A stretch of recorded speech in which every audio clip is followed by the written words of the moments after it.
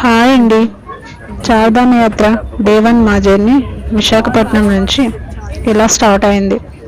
Visakhapatnam to Hazrat Nizamuddin Samata express train number 12807లో మా journey ఇలా ప్రారంభించాం.